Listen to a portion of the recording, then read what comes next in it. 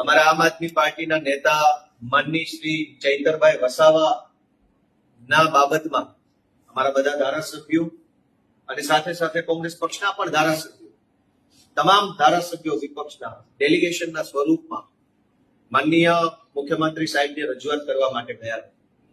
અમારી આમ આદમી પાર્ટીની મુખ્ય રજૂઆત એ હતી કે ચૈતરભાઈ વસાવા જે રીતે ગુજરાતના યુવાનો અને આદિવાસી સમાજ માટે લડાઈ લડે છે, આદિવાસી સમાજના નાનામાં નાના પ્રશ્નો બાબતે બહુ મજબૂતીથી રજૂઆત કરે છે, અવાજ ઉઠાવે છે, સંઘર્ષ કરે છે અને એના કારણે આદિવાસી સમાજને ખૂબ મોટો ફાયદો થયો છે. અને આદિવાસી સમાજને ફાયદો થાય છે માટે આદિવાસી વિસ્તારોની અંદર ચૈતરભાઈનું પ્રભુત્વ ખૂબ વધી રહ્યું છે.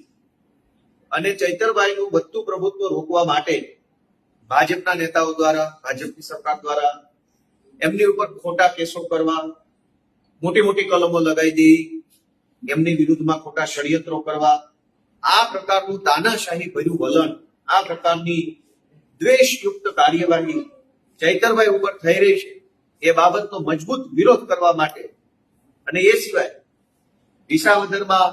વિસાવદર પોલીસ સ્ટેશનમાં મારી સામે પોલીસે જે વર્તન કર્યું એ ધારાસભ્યના વિશેષાધિકારની વિરુદ્ધનું વર્તન હતું. એટલે મેં વિશેષાધિકારને લઈને મૌખિક રીતે માનનીય મુખ્યમંત્રીશ્રીને રજૂઆત કરી. આ સિવાય પાટણના ધારાસભ્યની સામે પાટણના ચીફ ઓફિસર જે રીતનું વર્તન કરી રહ્યા છે એ બિલકુલ અયોગ્ય અને ગેરબંધારણીય વર્તન છે, ધારાસભ્યના પ્રિવિલેજની વિરુદ્ધનું વર્તન છે, એની પણ રજૂઆત મેં કરી. આમ વિરોધ પક્ષના ધારાસભ્યોની સામે અને વિશેષ રૂપમાં અમારા ચૈતરભાઈ વસાવાની વિરુદ્ધમાં જે રીતે સરકારી તંત્ર ખોટી રીતે, દ્વેષપૂર્ણ રીતે, મનસ્વી અને એકતરફી રીતે ભાજપના ઈશારે કામ કરે છે, એ આવી કાર્યવાહી બંધ કરી દેવી જોઈએ, તાનાશાહી બંધ કરી દેવી જોઈએ, વિરોધ પક્ષોને દબાવવા માટેની કોશિશ ન કરવી જોઈએ. ખાસ કરીને જ્યારથી આમ આદમી પાર્ટી ગુજરાતની અંદર ખૂબ મજબૂતીથી આગળ વધી રહી છે ત્યારથી ભાજપ વાળા આમ આદમી પાર્ટીથી ખૂબ ચીડાયેલા રહે છે અને એટલે સત્તાની તાકાતથી અમારું ગળું દબાવવાની કોશિશ કરે છે. કે દબાવવાનું છે નહીં. અમારા કાશ્મીરના ધારાસભ્ય મહેરાજ મલિકની ખોટી રીતે ધરપકડ કરી લેવામાં આવી. શું કામ? કેમ કે આમ આદમી પાર્ટીના ધારાસભ્ય છે અને વિધાનસભાના ગૃહમાં ખૂબ બોલે છે જનતા માટે. ખોટા કેસમાં, વાહિયાત બાબતોમાં આજે અમારા ધારાસભ્યની ધરપકડ થઈ ગઈ. પણ કાશ્મીરમાં અમારા ધારાસભ્ય ચૈતરભાઈ વસાવાની ધરપકડ કરેલી છે. આજે જ અમારા દિલ્હીના ભૂતપૂર્વ ધારાસભ્ય અને પાર્ટીના દિલ્હી રાજ્યના અધ્યક્ષ સૌરભ ભારદ્વાજના ઘરે ઈડીના માણસો મોકલવામાં આવ્યા. એના થોડાક દિવસ પહેલા અમારા બીજા નેતાના ઘરે પણ ઈડીના માણસો મોકલવામાં આવ્યા.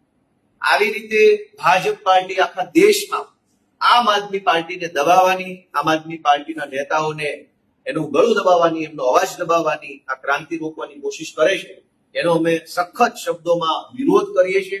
આ દમ દાટી અને દંડાવાળી સરકાર તમે દીવાવાળા માણસો, અમે તમારી ઈડી, પીડી, સીડી જે કાંઈ હશે એ ચેલેન્જને સ્વીકારી લઈશું, પડકારોને પણ ઝીલી લઈશું અને પડકારો ઝીલીને આગળ વધશું.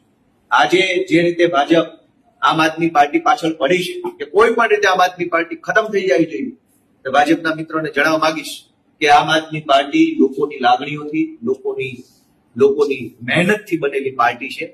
કોઈ એક વ્યક્તિની કે સંસ્થાની પાર્ટી હોત તો ખતમ થઈ શકે, પણ કરોડો લોકોના દિલની સંવેદનાઓથી બનેલી પાર્ટી છે. એને સત્તાની તાકાતથી ખતમ નથી કરી શકાતી. અમે ભાજપના આ તાનાશાહી ભર્યા વલણનો સખત કડક વિરોધ કરીએ છીએ અને એની સામે સંઘર્ષ કરીને લડતા રહીશું. બીજી વાત કે આજે